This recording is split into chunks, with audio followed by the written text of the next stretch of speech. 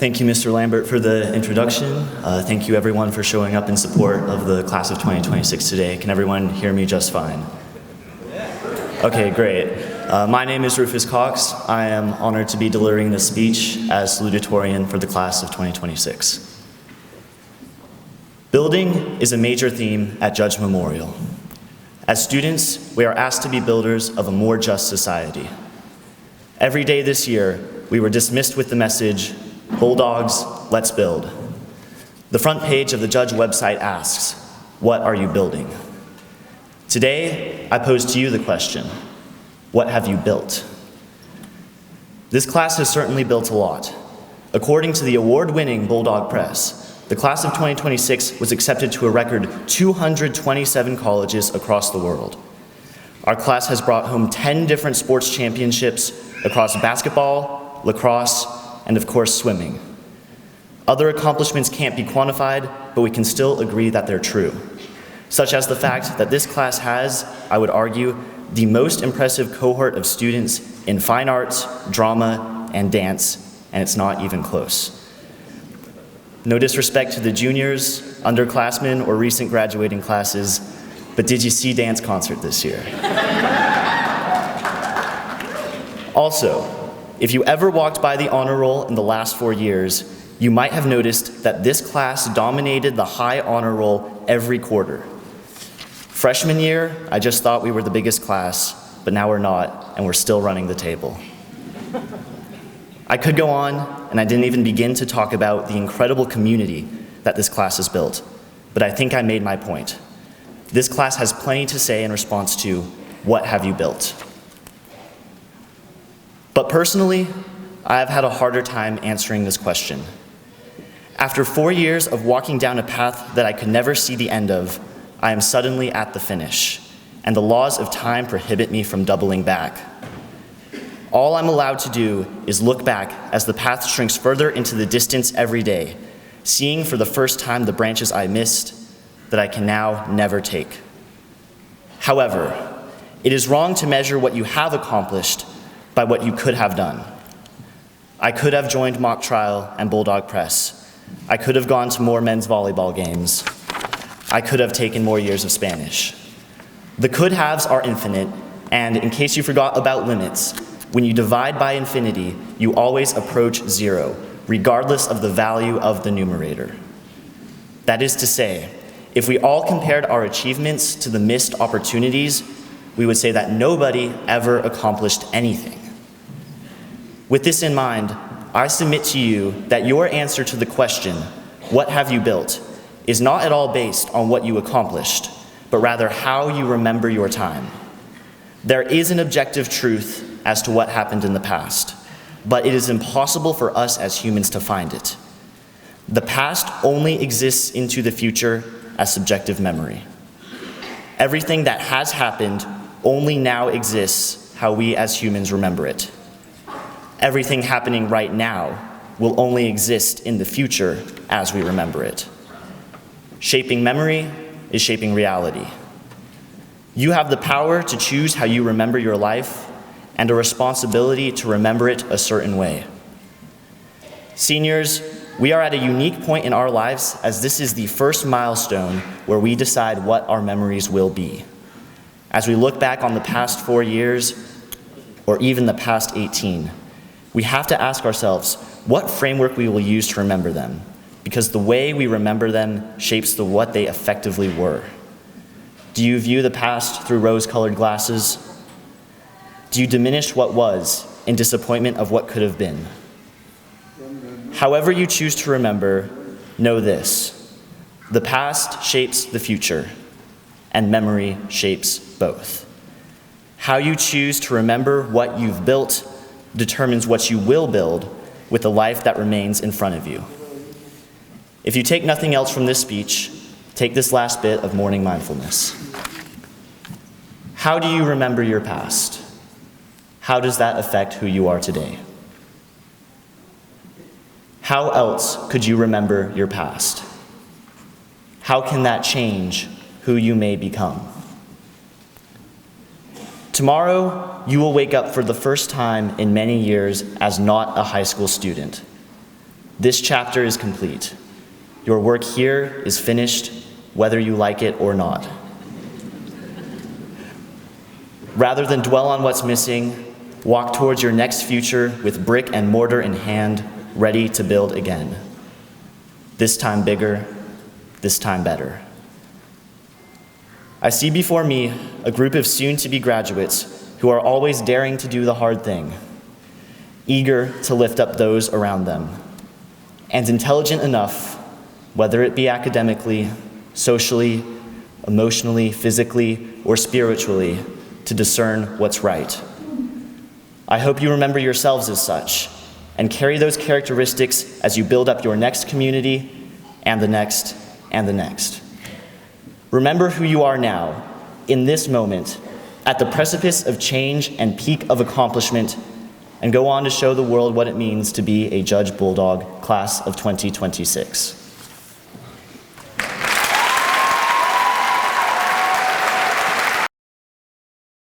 I would like to give you a brief snapshot of the class of 2026. This class boasts an overall average GPA of 3.477 unweighted and 3.717 weighted. 70% of our graduates are graduating today with honors. Our seniors have been accepted to 227 colleges, making the decision that is best for them as individuals. Members of this class will attend 68 different colleges next year. 2 of our seniors are going into the military. Your college-bound seniors have been awarded a total of $27,219,000 in scholarships and renewable grants. That is an amazing number of graduates.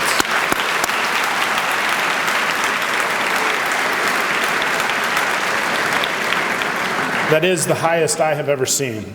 And perhaps most impressively of all, as a class, these graduates have contributed over 22,000 hours of service to the community in the past 4 years.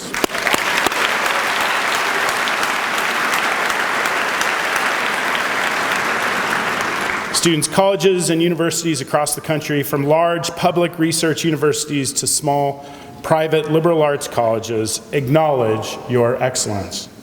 Many of you have been awarded Academic All-State, named to Academic All-Athletic teams, including first, second, and honorable mention. Scattered among you are writers, poets, and artists who have been recognized on the local, state, and national level. There are so many honors for this extraordinary class.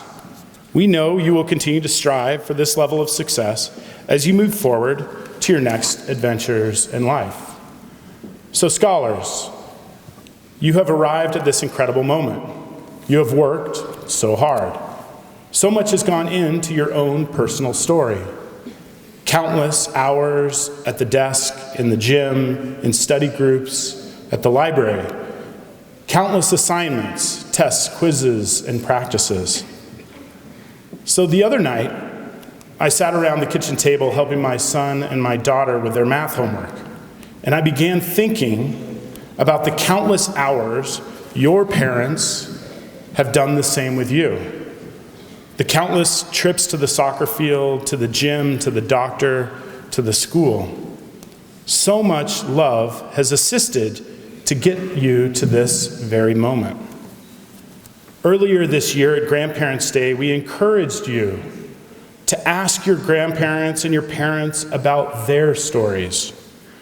We walk differently when we know that we are following in the footsteps of those who acted boldly and lovingly. We carry ourselves differently when we are attached to our history. You are a part of a history not only with your family, but a much larger community here at Judge Memorial. And part of that story started 150 years ago.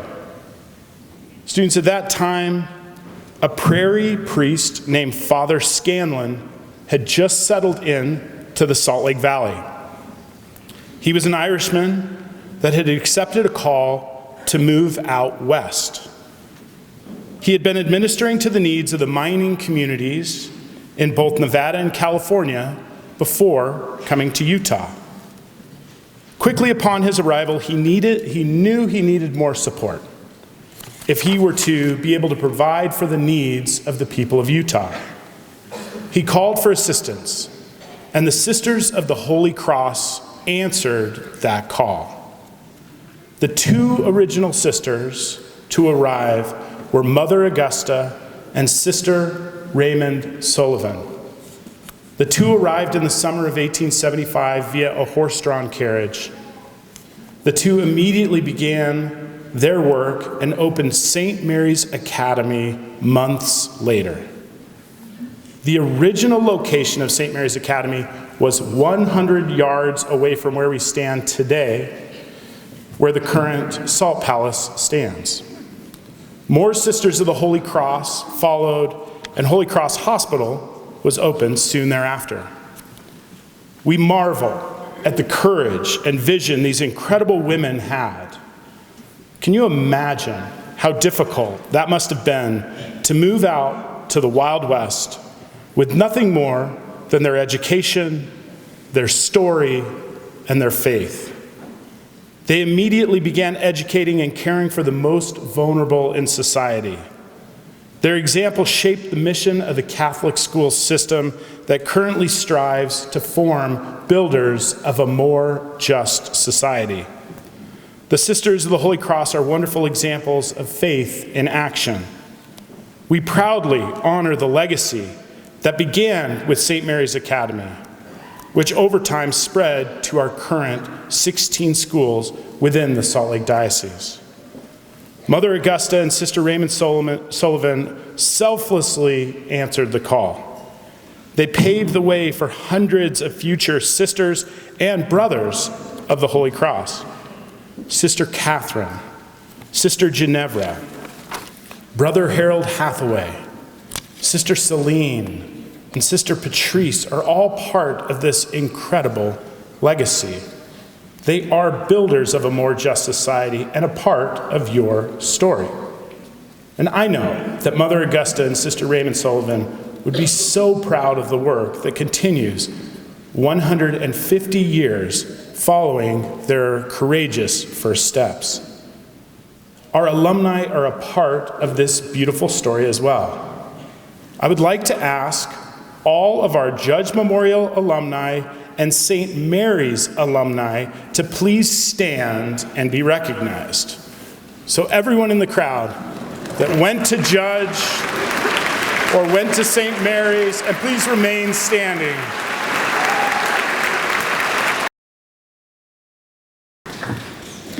Thank you for the introduction, Mr. Lambert. Hello, everyone. My name is Anna Smith, and it's an honor to be speaking today and representing the graduating class of 2026. It's been 1,372 days since we first stepped through those doors as a Judge Bulldog.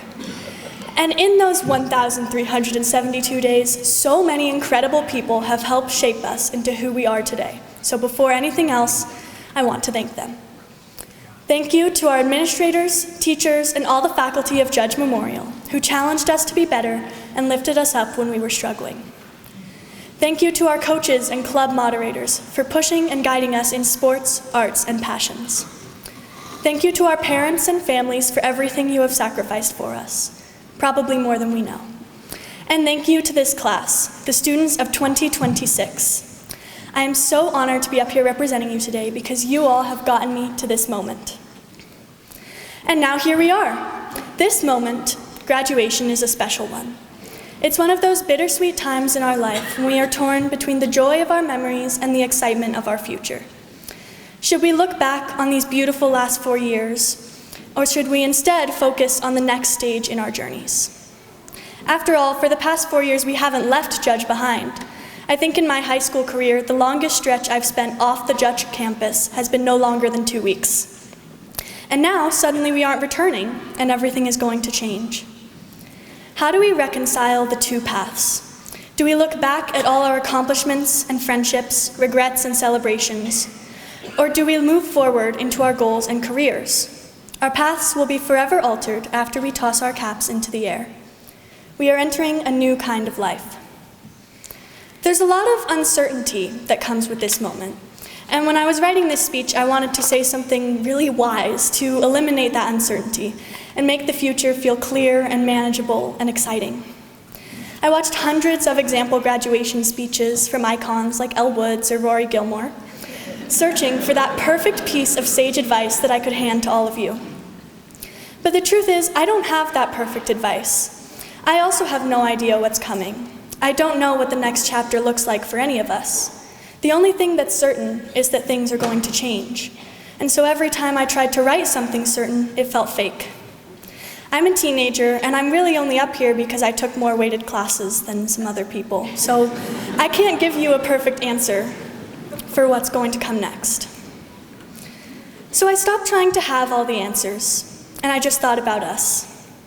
Starting all the way back in freshman year, that glorious, blissful time when we brought our phones with us to class and could wear skirts with no tights any day of the year. I thought about our freshman retreat when they dumped us all in the park to play games and hang out, and computer science with the one and only Mr. Jardali. Thought of waging war in the lunch line to get soft pretzels or taquitos on Wednesdays before they all sell out, or cheering in the stands of football and soccer and lacrosse games.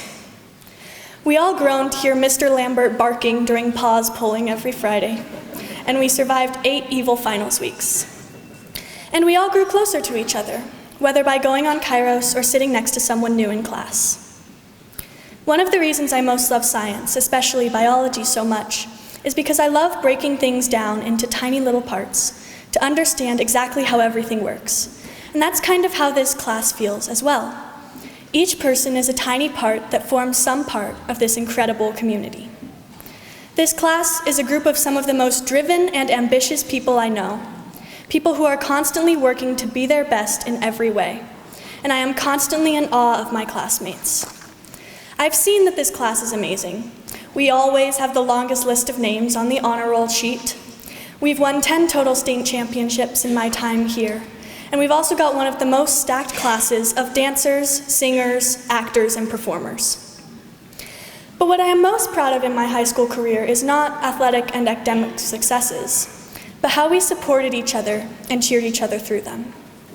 I can't tell you how many times I've been surprised by how welcoming and supportive this class is, when people I barely know will congratulate me for accomplishments, or when anyone I turn to ask a question in class is immediately willing to help me understand. I always know there are people who will be excited to see me and who will be willing to lift me up. I think a school like Judge really brings us together like this, and we are all going into the world knowing how to be a better human for others.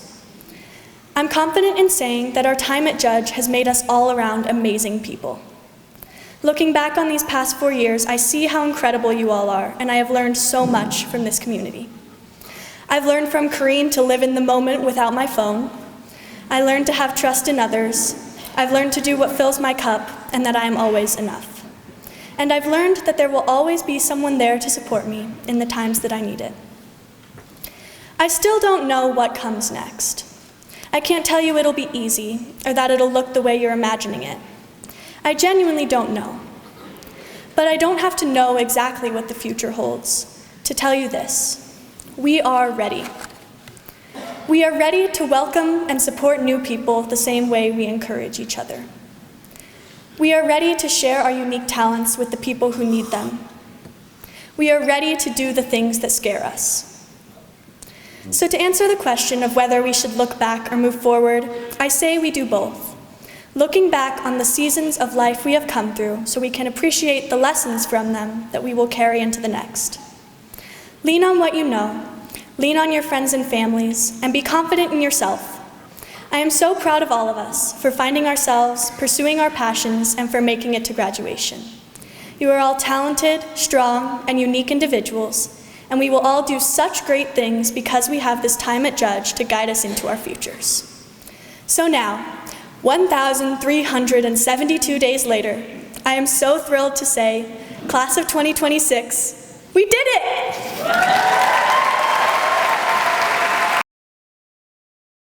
Good morning, faculty, families, friends, and most importantly, to the graduating class of 2026. You made it.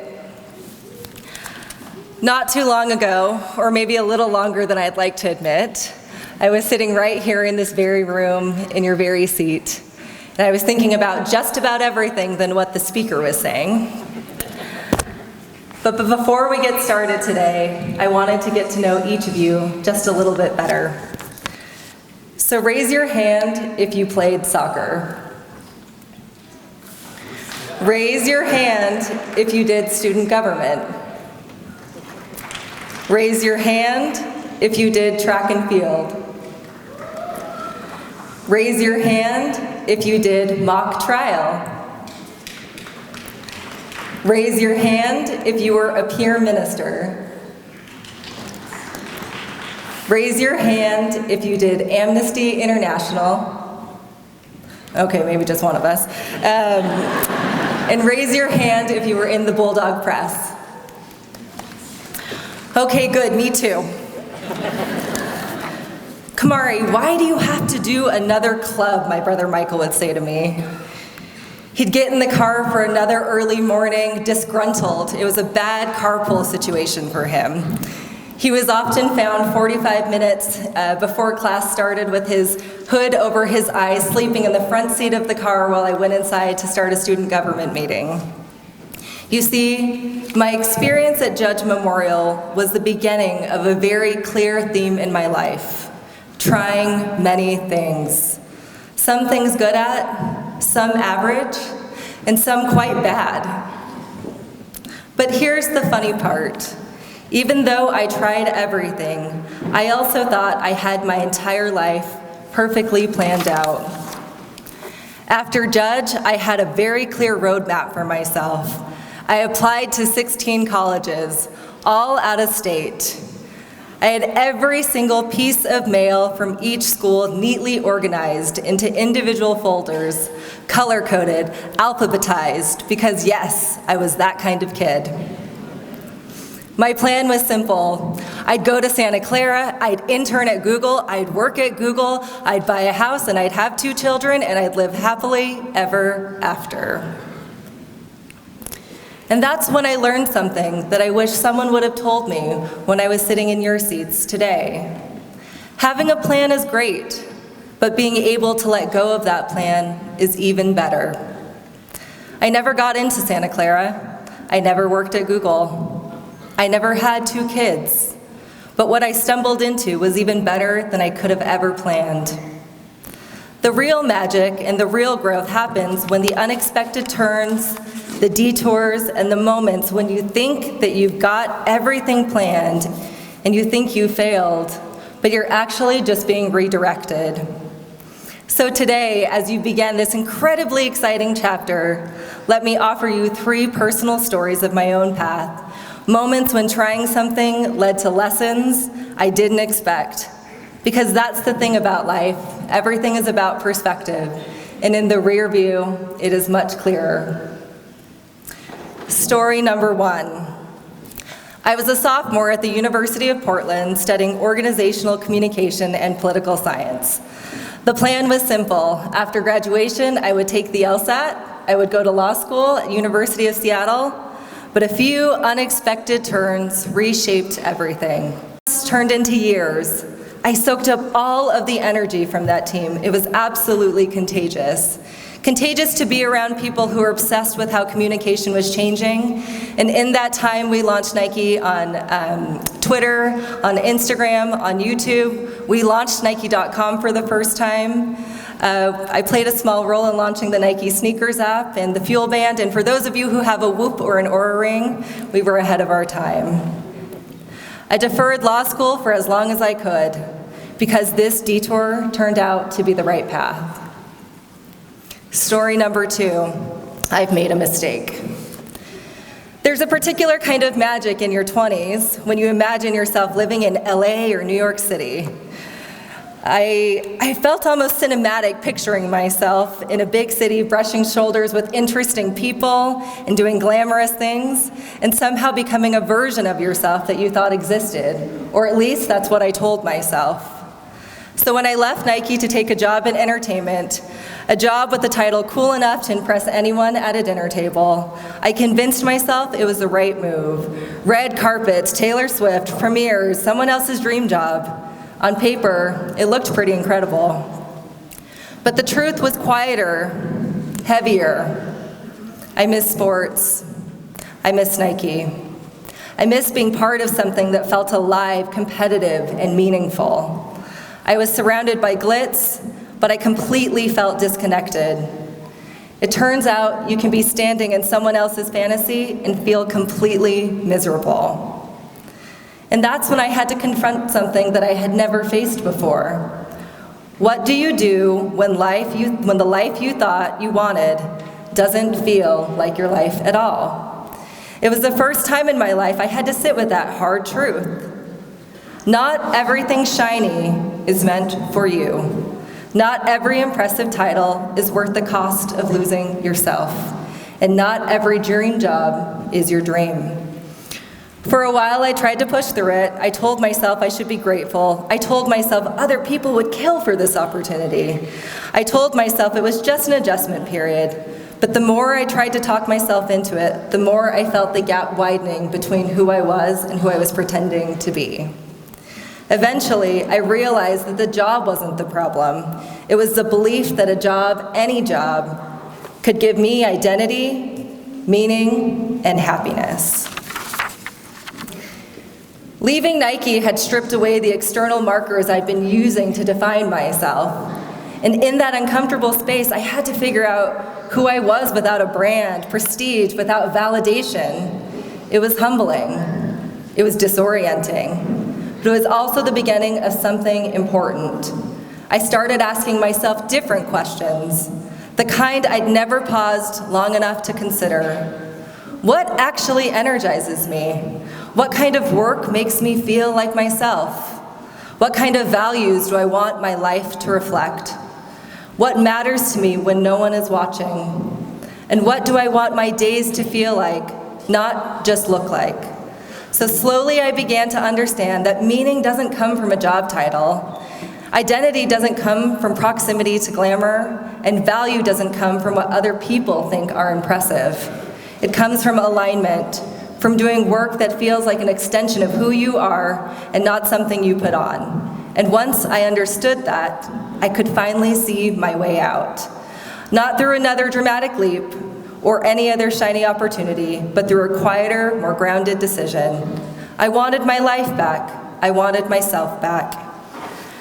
A job can be exciting, meaningful, and fulfilling, but can never be the source of your identity. That part has to come from you. My last story number 3. It was a regular Tuesday morning when my phone rang. Kamauri, we'd like to offer you a job to become a Nike Global Creative Director in Portland. I froze. I panicked. Why would they be offering me a job that I have 0 qualifications to do? I didn't go to design school. I didn't go to art school. I wasn't even a very good writer, even though Mr. Sloan will tell you otherwise. And honestly, my life in LA was really full. I had finally built a community of people who looked like me, who understood my values, and I had fallen in love. My husband had his own rhythm, his own independence. Saying yes meant changing all of that. The long-term plan that I had for my life in LA evaporated in an instant. I didn't know it yet, but this was about to become the best detour that life could have ever offered me. One of my favorite books is Creativity, Inc. by one of the co-founders of Pixar, Ed Catmull. Ed writes about this time when Toy Story 2 had just taken off. Pixar was at the top of the top, one of the best revered companies in the world. And Ed writes in this book how he felt like a complete fraud. He decided one day to walk into the boardroom and ask everyone in the boardroom to please raise their hand if they felt like a fraud. Every single person in that boardroom raised their hand. That chapter stayed with me. I've been fortunate enough to be offered many roles at Nike. Their youngest vice president, growth, responsibility quickly, but I often felt insecure, embarrassed, and ill-equipped to be leading such large teams who relied on my guidance and my judgment.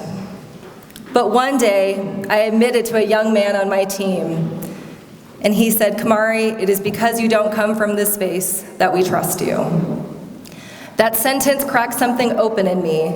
Suddenly, not knowing how to do something wasn't a weakness. It was a superpower. It was meant I wasn't bound by the way things had been done. It meant I could see differently, lead differently, and imagine differently. That's when I understood. No one knows what they're doing. Some of us are just brave enough to keep trying anyway. So what do these three stories have in common?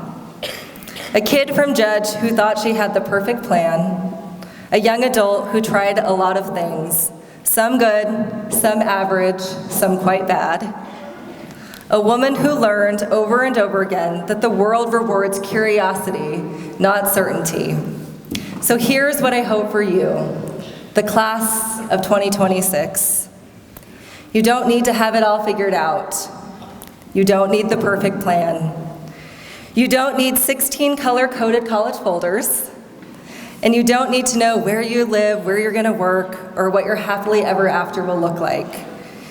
What you do need to know is the courage to raise your hand, to try things, to be wrong, to start over, to walk into rooms where you feel like you don't belong, and stay long enough just to realize that you do. Because the truth is, no one knows what they're doing. Not the executives, not your teachers, not leaders, not people you admire, not even people giving graduation speeches.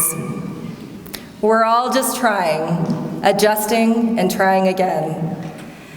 After, if you can embrace that, if you can stay curious, stay open, and stay willing to take the next step, even when the path isn't clear, you will build a life larger and far more beautiful than anything you could have ever planned at 18.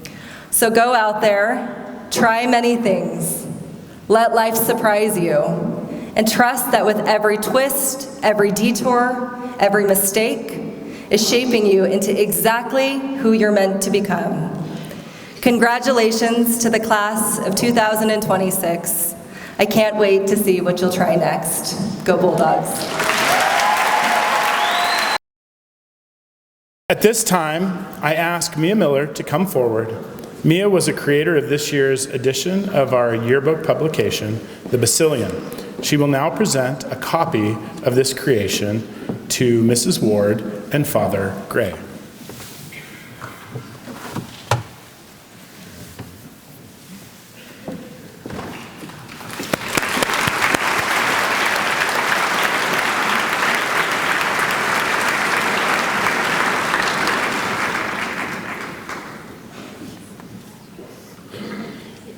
Thank you, Mia.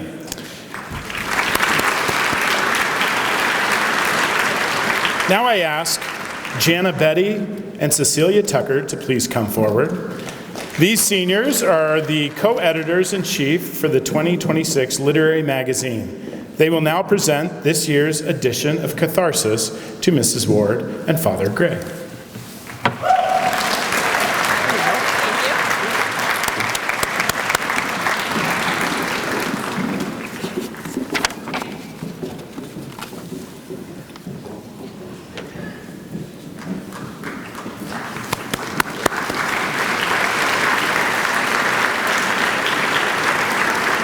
Thank you, Jana and Cecilia.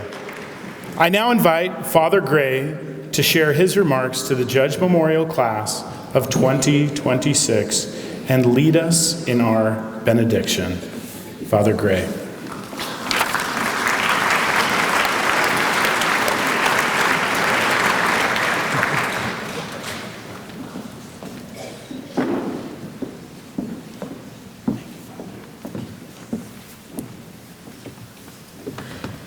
Thank you, Principal Lambert. It is a great honor and blessing to once again speak at my alma mater's commencement. Congratulations to you, class of 2026. To paraphrase St. Paul, you have fought the good fight, you have finished your courses, and now may you continue to guard the faith. Congrats, you have won the prize. Welcome to the Judge Memorial Alumni family.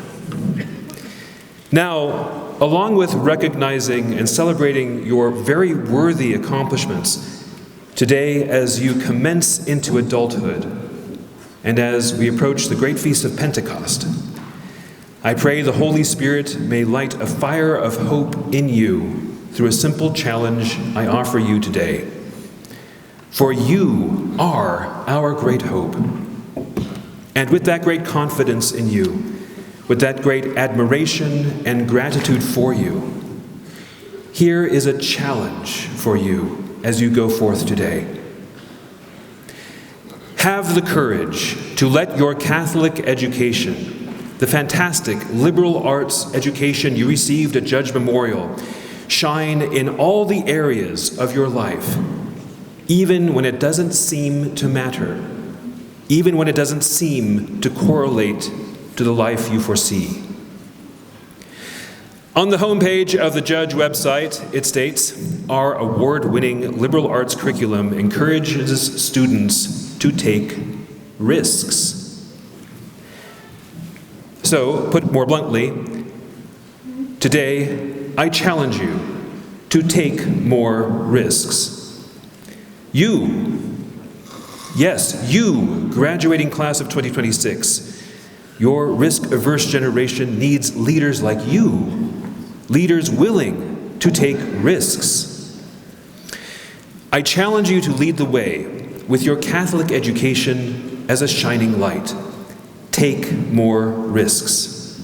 We need you to take more risks for our nation, for our society, our church, our world to flourish. We ask you, please, take the risk.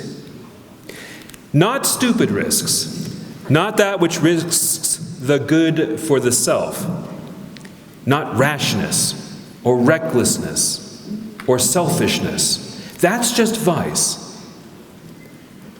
But worthy risks, well-discerned risks, that which risks the self for the good. Think courage, think magnanimity, think selflessness. This is virtue. Class of 2026, congrats on how highly evolved you are in comparison to previous generations. Numbers show that lots of vices are drastically down compared to the ancient times. I mean the 1990s, the Dark Ages. This, in theory, should be celebrated. But in fairness to your parents' generation, the outward risk, recklessness, the rashness, the vice of their teenage environment has, unfortunately, not been replaced by some sort of saintly virtue. Instead, you have to encounter a silent, perhaps more sinister environment, which is equally, if not more, concerning. There is a sadness, and people your age interact less in the real world. Today, young adults are socializing less, driving less, working less, associating less, dating less, getting married less, and so on. But this bummer of a black pill is only half of your story. The other half is you, your character, your Catholic education, and whether you have the courage to shine it forth even when it seems things don't matter. Your Catholic liberal arts education at Judge has called you to take that risk. The second half of your story, the answer to the black pill of despair, is neither apathy, nor is it to rage against the machine and attempt to overthrow things in some rash and reckless 21st century fantasy of the French or Bolshevik Revolution. The second half of your story, the other half your generation needs so badly, is the very thing your Catholic education is founded upon. The answer to combat the despair, the loneliness, the chaos is the underlying order, the underlying truth beauty, wisdom, justice, mercy, courage, and love of the universe, what the Greeks called the logos, or the word. It's where we get the word logic and other things like theology, biology, psychology, anthropology, sociology. The other half of your story is that you have access to and participate in this logos, this underlying truth, beauty, wisdom, justice, and mercy. And if you have the courage, if you are willing to take the risk, you can share it with your peers and with the world. It is in your intellect. It is in your imagination. It is in your reason. It is in your soul. It is in your ability to forgive. It is in your ability to know what is right.